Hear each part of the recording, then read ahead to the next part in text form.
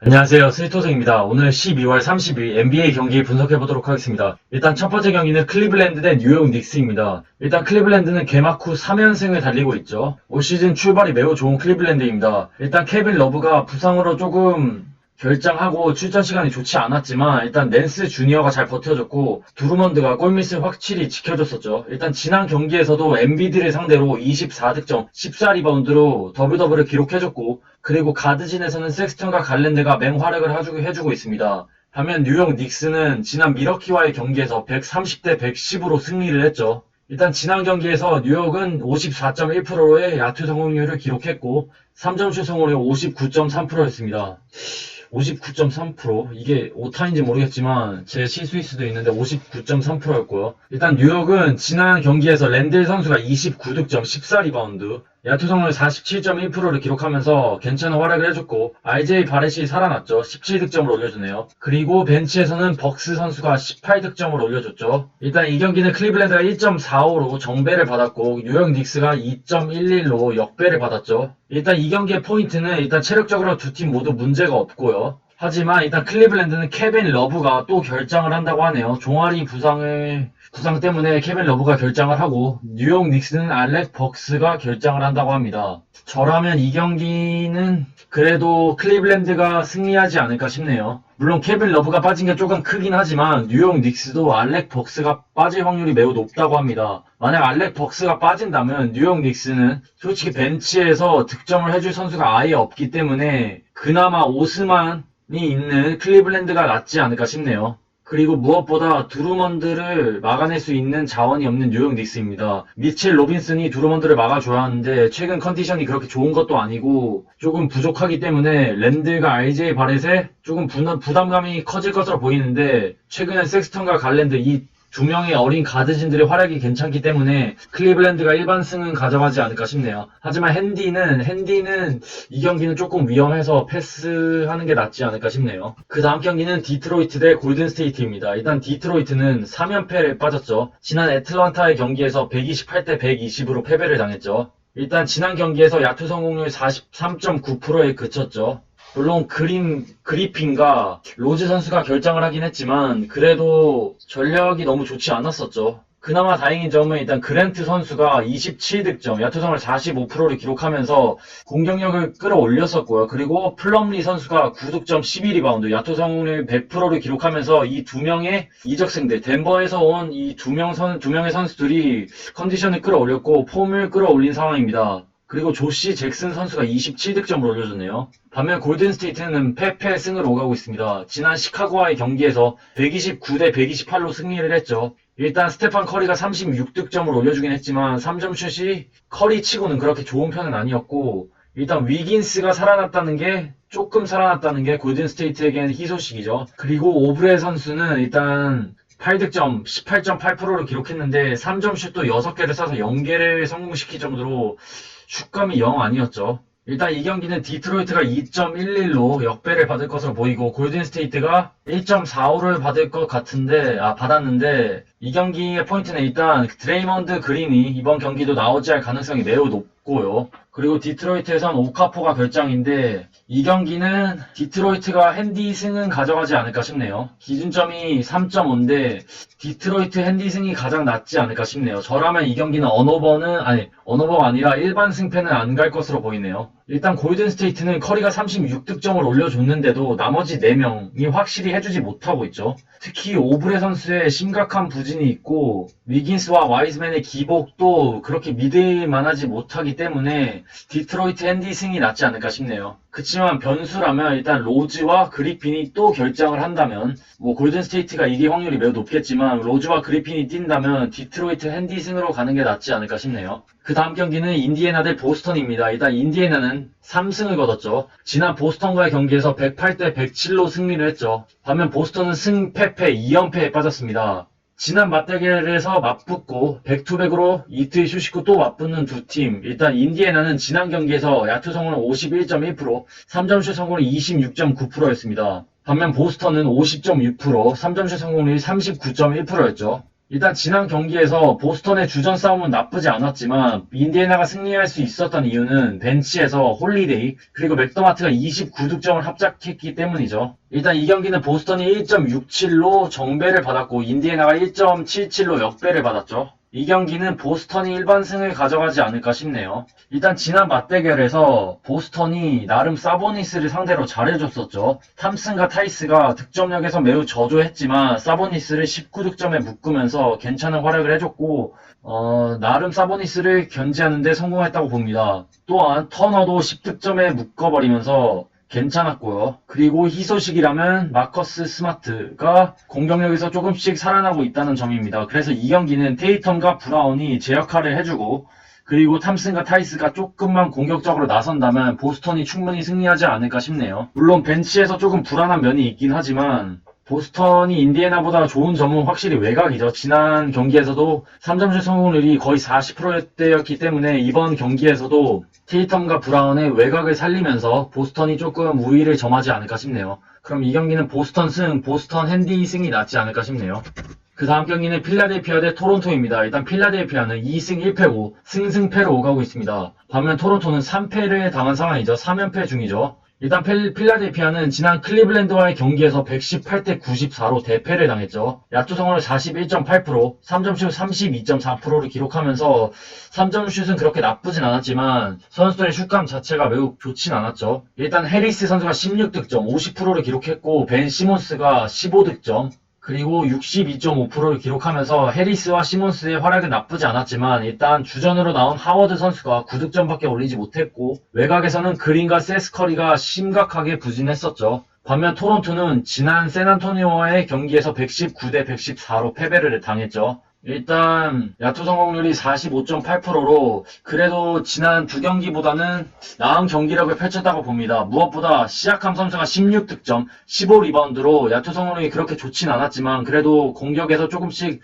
공수 모두에서 활약을 끌어올리고 있는 상황이고 무엇보다 벤블리트가 27득점, 야투 성공률 50%를 기록했고 3점슛 5개를 성공시켰네요. 일단 이 경기는 필라델피아가 1.51로 정배를 받았고 토론토가 2.00으로 역배를 받았는데 저라면 이 경기는 토론토 2.5 핸디 승이 가장 낫지 않을까 싶네요. 왜냐면 일단 필라델피아는 벤치에서 코코즈마가 결장을 합니다. 그리고 가장 큰 이유는 그린과 세스커리 이 외곽 슈터들의 슛감이 매우 좋지 않기 때문에 조금 불안한 면이 있죠. 무엇보다 토론토는 일단 라우리와 벤블리트가 완전히 살아났고 베인즈도 페인트존에서 조금씩 활동량이 많아지고 있는 상황입니다. 그리고 지난 경기에서 아누노비까지 터져줬기 때문에 토론토가 조금 우위를 점하지 않을까 싶네요. 무엇보다 벤치에서 파웰과 부시에 선수가 버텨주고 있기 때문에 충분히 지난 경기에서 그렇게 좋지 못했던 밀턴과 스콧 과의 맞대결에서 토론토가 조금 유리하지 않을까 싶네요. 그럼 토론토 핸디승 그리고 조금 무리를 한다면 토론토 역배승이 낫지 않을까 싶네요. 그 다음 경기는 워싱턴 대 시카고입니다. 일단 워싱턴은 3패를 당했죠. 지난 올랜도와의 경기에서 120대 113으로 패배를 당했습니다. 일단 야투성률 48.5%, 3점슛 성공률이 25%로 3점슛이 너무 쓰레기였죠. 특히 브래들리 빌이 29득점을 올려주긴 했지만 3점슛 7개를 시도하면서 0개를 성공시켰습니다. 일단 웨스트브룩이 나오진 않았지만 일단 본과 에디자 뭐 이런 선수들의 전력이 너무 좋지 않았기 때문에 어쩔 수 없이 올랜도에게 패배를 당했죠. 반면 시카고는 패로 워싱턴과 똑같이 3연패에 빠진 상황입니다. 지난 골스와의 경기에서 129대 128로 패배를 당했죠. 거의 다 잡은 경기를 놓쳤죠. 위닝샷을 먹히면서 패배했기 때문에 분위기가 매우 안 좋은 시카고입니다. 일단 지난 경기에서 마카넨이 23득점, 3점슛 5개를 성공시켰고 웬델 선수도 22득점, 3점슛 5개를 성공시켰죠. 그리고 잭라빈이 33득점, 코비 화이트가 20득점을 올리면서 이 주전 4명의 선수들이 맹활약을 해줬습니다. 일단 이 경기는 워싱턴이 1.31로 정배를 받았고 시카고는 2.50으로 역배를 받았죠. 저라면 이 경기는 그냥 워싱턴 일반 승만 갈 것으로 보이네요. 일단 이번 경기에서 다시 웨스트브룩이 출전할 것으로 보이는데 뭐 두 팀의 차이라면 외곽이죠. 워싱턴은 3점 슈터가 없고 시카고는 그래도 잭라빈, 코비 화이트 3점 슛을 쏠 수 있는 선수가 여러 명이기 때문에 조금 유리한데 사실 지난 경기에서 분위기가 많이 꺾였고 하치무라가 없는 워싱턴이긴 하지만 그나마 브라이언트가 버텨주고 있기 때문에 높이가 그렇게 좋지 않은 시카고라면 워싱턴에게 충분히 패배하지 않을까 싶네요. 그래서 저라면 워싱턴 일반승으로 갈 것으로 보이고 뭐 핸디에 굳이 간다면 핸디도 워싱턴 핸디 승이 낫지 않을까 싶네요. 그 다음 경기는 마이애미 대 미러키의 경기입니다. 일단 마이애미는 2승 1패, 승패승으로 오가고 있죠. 지난 뉴올리언스와의 경기에서 111대 98로 승리를 했죠. 야투 성을 50.7%, 3점슛 성을 43.2%로 기록하면서 선수들의 활약이 매우 좋았었죠. 일단 버틀러 선수가 4득점, 그러니까 부상 몸이 좋지 않아서 출전 시간도 그렇게 오래 뛰지 못했지만 일단 컨디션이 너무 좋지 않았죠. 그래도 아데바요 선수가 17득점, 55.6%를 기록했고 로빈슨 선수가 23득점, 3점슛 7개를 성공시켰습니다. 또한 드라기치와 브래들리가 벤치에서 30득점을 합작하면서 뉴올리언스를 상대로 대승을 거둘 수 있었죠. 반면 미러키는 패승패로 오가고 있는데 일단 지난 경기에서 뉴욕 닉스에게 130대 110으로 패배를 당하며 거의 충격에 빠졌었죠. 일단 야투 성공률이 43.2%로 쓰레기였고 외곽도 18.4%로 너무 좋지 못했습니다. 일단 이 경기는 미러키가 1.36으로 정배를 받았고 마이애미가 2.34로 역배를 받았죠. 일단 이 경기의 중요한 포인트는 마이애미는 4일 만에 경기를 치르기 때문에 미러키보다 훨씬 체력적으로 유리한 상황이죠. 하지만 일단 버틀러가 결장을 할 확률이 높다고 봅니다. 매우 높기 때문에 거의 안 나온다고 보면 되는데 사실 마이애미는 버틀러가 없으면 수비에서 매우 허덕일 것으로 보이네요. 왜냐면 버틀러가 없다면 사실 아데바요밖에 수비가 좋은 선수가 없죠. 뭐 로빈슨, 헤로, 뭐 벤치에선 드라기치 이 선수들의 외곽은 그렇게 나쁜 편은 아니지만 수비가 그렇게 좋은 선수들이 아니죠. 그래서 이 경기는 일단 아테토쿤보가 지난 경기에서 27득점, 13리바운드, 야투 성공률 60%를 기록할 정도로 경기력을 많이 끌어올린 상황이죠. 그래서 이번 경기는 아테토쿤보, 미들턴, 로페즈 이 3명이 중요한 역할을 해주면서 미러키를 승리로 이끌지 않을까 싶네요. 그래서 저라면 이 경기는 일반 승패만 건들 것으로 보이는데 미러키 일반 승이 낫지 않을까 싶네요. 그리고 굳이 간다면 그래도 미러키 핸디 승이 나을 것으로 보이네요. 버틀러가 없다면 조금 수비에서 구멍을 보여서 마이애미가 패배하지 않을까 싶네요. 그 다음 경기는 오클라호마 대 올랜도입니다. 일단 오클라호마는 두 경기를 치렀죠. 1승 1패, 승패로 오가고 있죠. 일단 지난 유타와의 경기에서 110대 109로 패배를 당했죠. 일단 오클라호마는 올 시즌 전력에 이탈이 많았지만 일단 첫 경기를 승리로 가져왔고 강호 유타를 상대로 1점 차로 박빙의 승부를 만들었었죠. 일단 도트 선수가 지난 경기에서 26득점, 야투성을 81.8%를 기록했고 3점슛 5개를 성공시켰네요. 그리고 나머지 선수들은 일단 게이저스가 23득점을 올려줬네요. 반면 올랜도는 시즌 개막 후 3연승을 달리고 있습니다. 지난 워싱턴과의 경기에서 120대 113으로 승리를 했죠. 일단 야투 성공률이 43.5%로 그렇게 좋진 않았지만 그래도 펄츠 선수가 가드진 싸움에서 확실히 우위를 점하면서 26득점, 52.4%를 기록했고 포니에 선수도 19득점을 올려줬죠. 물론 에런 고든이 고작 4득점, 야투 성공률 25%에 그치면서 매우 쓰레기였지만 그래도 벤치에서 T 로스 선수가 26득점을 올려줬죠. 일단 이 경기는 올랜도가 1.38로 정배를 받았고 오클라호마가 2.28로 역배를 받았는데 저라면 이 경기는 그래도 올랜도 일반승이 낫지 않을까 싶네요.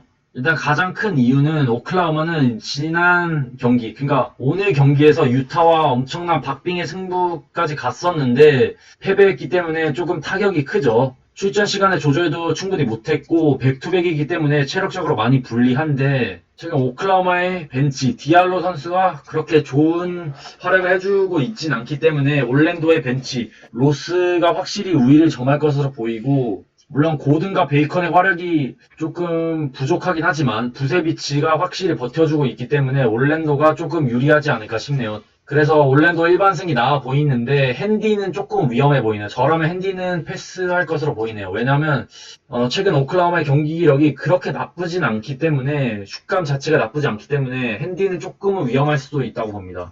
그 다음 경기는 LA 클리퍼스 대 미네소타입니다. 일단 클리퍼스는 3승 2패로 상대 전적에서 우세하죠. 일단 클리퍼스는 개막하고 2연승을 달렸는데 일단 지난 댈러스와의 경기에서 124대 73으로 말 그대로 대패를 당했죠. 완패를 당했었죠. 일단 지난 경기에서 야투 성공률이 34.2%로 매우 좋지 못했고 특히 3점슛 성공률이 12.1%로 매우 좋지 못했었죠. 물론 레너드 선수가 지난 경기에서 빠지긴 했지만 포이 조지의 활약이 너무 부족했었죠. 15득점에 그쳤지만 일단 심각했던 건 3점슛이 많이 쌌는데도 불구하고 한 개도 성공시키지 못했고 바툼이 4득점에 그쳤고 베벌리와 케너드가 9득점을 합작하면서 주전에서 별다른 활약을 해주지 못했었죠. 반면 미네소타는 승승패를 오가고 있는데 일단 지난 경기에서 레이커스에게 127대 91로 대패를 당했죠. 일단 미네소타도 칼 앤서니 타운즈가 빠지면서 조금 어려움이 많았었죠. 디안젤로 러셀도 고작 4득점에 그쳤었고 비질리 그리고 루비오의 공격력도 그렇게 보잘것없었죠.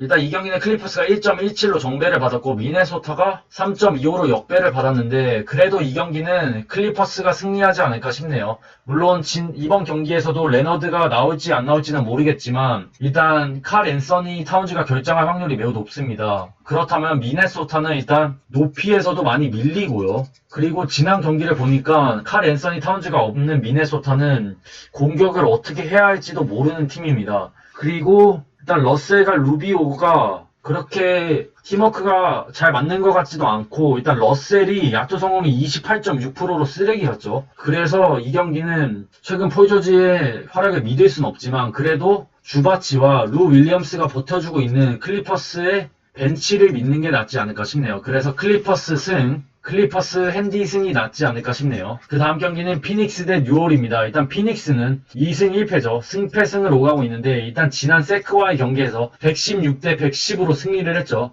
야투 성공률 48.9%, 3점슛 성공률 40%를 기록하면서 선수들의 슛감이 매우 괜찮았습니다. 일단 브리지스가 22득점, 그리고 부커 선수가 20득점을 올려줬죠. 그리고 무엇보다 피닉스는 지난 경기에서 벤치 카메론 존슨 선수가 21득점을 벤치에서 올려주면서 맹활약을 해줬죠. 반면 뉴올리언스는 똑같이 2승 1패로 승패승을 오가고 있는데 일단 지난 샌안토니와의 경기에서 98대 95로 승리를 했죠.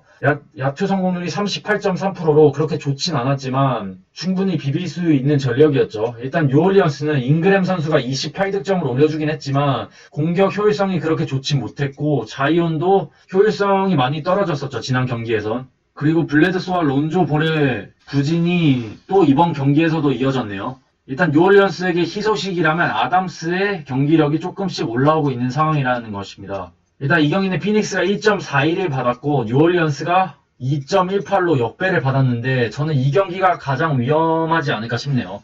사실 전력만 놓고 보면 뉴올리언스가 충분히 이길 수 있는 전력인데 블레드소, 론조볼 이 기복 왕들이 레딕을 포함해서 이 3명의 가드진들의 슛감이 어떨지 모르겠네요. 이 3명의 가드진들의 슛감에 달린 경기인데 그래도 이 경기는 피닉스 일반승으로 가는 게 낫지 않을까 싶네요. 일단 폴과 부커가 지난 경기에서 그렇게 잘해주진 못했지만 그래도 상대가 론조 볼과 블레드소이기 때문에 크리스 폴이 조금 리드에 가면서 템포를 조절할 것으로 보이고 그리고 에이튼이 지키고 있기 때문에 자이온이 쉽게 공격을 하지 못할 것으로 보이네요. 그리고 브리지스의 활약도 괜찮기 때문에 일반승은 피닉스가 가져갈 것으로 보이는데 핸디는 조금 위험하다고 봅니다. 핸디는 이 경기는 패스하는 게 낫지 않을까 싶네요. 그 다음 경기는 세크라멘토 대 덴버입니다. 일단 세크라멘토는 2승 1패를 기록 중이죠. 시즌 개막 후 2연승을 달리고 있고 일단 지난 경기에서 2연승을 마감했죠. 피닉스가 116대 110으로 패배를 당했죠. 일단 반스 선수가 부진했고 베이글리 3세가 11득점, 홈스가 8득점을 올려줬네요. 그리고 히드와 팍스가 야투 성공률 30%대를 기록하면서 지난 두 경기와 달리 조금 하락세를 탄 상황이죠. 반면 덴버는 2연패 후 휴스턴에게 124대 111로 승리를 하며 연패를 탈출한 상황입니다. 일단 지난 경기에서 밀셉 선수가 19득점, 야투 성공률 87.5%를 기록하면서 적극성에서 그리고 공격력에서 조금 빛을 본 밀셉 선수고요. 그리고 요키치 선수가 19득점, 야투 성공률 72.7%를 기록했고 머레이가 21득점을 올려줬네요. 일단 이 경기는 덴버가 1.44로 정배를 받았고 세크라멘토가 2.14로 역배를 받았죠. 이 경기는 저라면 세크라멘토 핸디승이 낫지 않을까 싶네요. 플러스 핸디 3.5인데 세크라멘토가 핸디승은 가져갈 수 있지 않을까 싶네요. 물론 최근 맞대결에서 세크라멘토가 운 좋게 버저비터로 덴버를 상대로 승리하긴 했지만 일단 덴버는 이번 경기가 백투백이죠. 백투백이기 때문에 체력적으로 많이 부담스러운 상황입니다. 물론 지난 경기에서 주전 5명의 활약이 매우 좋았었죠. 야투 성공률도 평균 50%대를 넘겼기 때문에 조금 덴버가 유리할 수도 있는데 일단 두 팀은 만나면 조금 팽팽한 경기력을 가져갔던 두 팀입니다. 지난 시즌에도 조금 만나면 팽팽했던 경기를 많이 보여줬기 때문에 조금 체력적으로 유리하고, 그리고 제라미 그랜트와 플럼리가 가면서 조금 덴버의 벤치, 그러니까 세컨드 유닛이 많이 약해진 상황입니다. 그래서 이 5명이 쇼부를 봐야 하는데 체력적으로도 조금 불리하고, 최근 세크라멘토의 경기력이 그렇게 나쁘지 않기 때문에 세크라멘토 핸디승이 낫지 않을까 싶고, 조금 모험을 걸어본다면 세크라멘토 역배승이 낫지 않을까 싶네요. 그럼 12월 30일 NBA 경기 분석해봤습니다. 시청해주셔서 감사합니다. 건승 렛츠고!